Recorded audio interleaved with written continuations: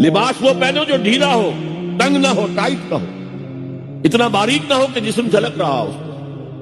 غریبانوں کے اوپر اپنی روڑنیوں کے بکل مار لو، تاکہ نسوانی حسن کا ایک بڑا حصہ ہے یہ چھاتی جو ہے، اس کو اور ایک کور ایڈیشنل مل جائے. کرتا تو ہے ہی، تو وہ سر پر بھی ہو اور اس کا ایک بکل جو ہے تمہاری سینے پر بھی آ جائے، ایڈیشنل کورنگ. اس کے باوجود بھی نگاہیں نیچی رکھو. باپ کی نگاہ بھی نہ پڑے تمہارے نسوانی حسن،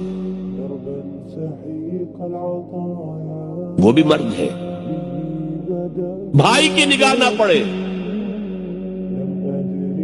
اہل ایمان تم بھی اپنی نگاہیں نیچی رکھو، اور اہل ایمان عورتوں تم بھی اپنی نگاہیں نیچی رکھو. اور آج انسیسٹ جو ہے، باپ کا بیٹی سے ملوث ہو جانا اور بیٹے سے ماں کا ملوث ہو جانا اور بہنوں اور بھائیوں کے درمیان، یہ اس قدر پھیل چکا ہے. یہ ہے 3 پردے ہیں مسلمان عورت،